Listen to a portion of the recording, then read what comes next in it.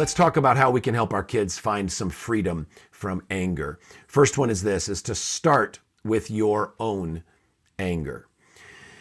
I've learned that I have to do something very important. When I lose my temper, when I'm harsh, when I yell at my kids, I need to, as quickly as God will give me the grace to do it, quickly apologize to them and to say something very, very particular. So if I yell at my 9-year-old boy, Rush, I lose my temper with him.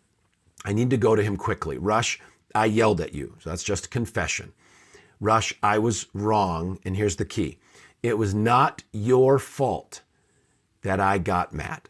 It was not your fault that I yelled at you. It was not your fault that I lost my temper. That was my fault, and I'm really sorry. I know when I yell at you, when I'm harsh, it hurts you. I know that you pull away from me. Will you forgive me for losing my temper? Yes, Dad, I forgive you.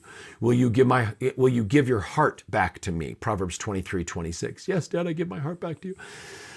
Okay, Rush, now I need to try to talk to you about what happened a few minutes ago. No, Dad, you lost your chance. You got mad and you lost your chance. No, I give you do-overs all the time. I get a do-over on this one too. But none of this, I would not have had to yell at you if you had not da-da-da-da-da. We can't blame our kids for our anger. We can't blame our kids for our character problems. Take responsibility for that. Never blame your child for you getting angry. Number 2, press in with compassionate conversation. Press in with compassionate conversation.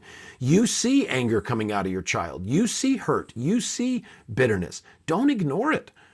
Pursue the conversation with them. Find a time, either in the moment or later in the day, and approach it compassionately. Hey, son, can I talk to you? I noticed that you were really angry earlier today. Can you give me your heart? Proverbs 23:26. Can you let me in? Can we talk about that? Can you talk about what made you so mad? What might have hurt you or upset you? A lot of times as parents, we see something that we say to ourselves, I really should talk to my daughter about that. I really should press in. But then the busyness of the day and the stress of the day or the week just comes in and we don't do it. So if you are burdened or if you see anger, you see the warning light on the dashboard, don't just put a piece of tape over it. Press into that with compassionate conversation. Number 3, teach your child to recognize the first stirrings of anger. The first stirrings of anger are that turn of the stomach, right? Or the gritting of the teeth, or the rolling of the eyes, or the turning of the shoulder. Teach them to recognize the yellow warning light on the dashboard before the engine explodes. Because if you can teach them to recognize the early warning signs, those first indicators of anger, then they've got a much better chance of dealing with it and in their anger, not choosing to sin. So think about it like this. If you want to stop a roller coaster, the best time to stop it is when it's going up. That's the best time. Okay, it's got the least amount of momentum.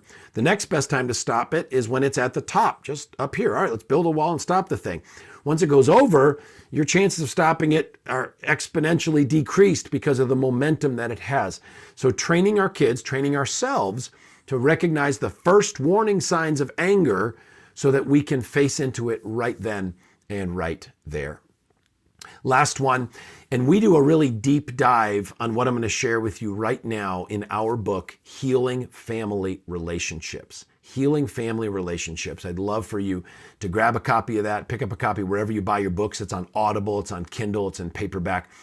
But I want to encourage you to teach your children a biblical forgiveness process. Teach your children a biblical forgiveness process. And I'm going to give you 3 steps. I'm going to do them quickly because I want you to do that deep dive in the Healing Family Relationships resource. But the first step, let's think of it with a sibling. So your child has got anger and bitterness toward a sibling. First step is forgiveness with the will. Forgiveness with the will. God commands us to forgive, Colossians 3:13. But our emotions are going to be a problem. It's going to get in the way. So what I encourage you to do with your child, have them get out a piece of paper. In relation to their brother or their sister, write down, it hurt me when, ... It hurt me when, ... And to write specific things down in that paper. What has that sibling done to hurt them? Things that they've said, things that they've done, and be specific. And then help your child pray through that list. And here's how the prayer goes. It's a grit your teeth prayer. God, you know how hurt and angry I am at my brother, at my sister, and I don't feel like forgiving them. They don't deserve forgiveness. They haven't asked for forgiveness, but you command me to forgive them. So fine, I'll do it. God, I choose to forgive my brother for this. I choose to forgive my brother for this. I choose to forgive my brother for this. It's an act of the will. It's a choice to forgive these specific things. You then move into phase 2 of the forgiveness process, which is forgiveness from the heart. And that's a daily prayer. You can do it with your child, or you can encourage them to do it on their own. A daily prayer. Okay, God, I've chosen to forgive my brother, but I can't get rid of the anger and bitterness that I have. I need you to change my heart. I need you to take away anger, bitterness, hatred, resentment. Even if they continue to act badly, I don't want to have hatred in my heart, and I can't change my heart. Only you can do that.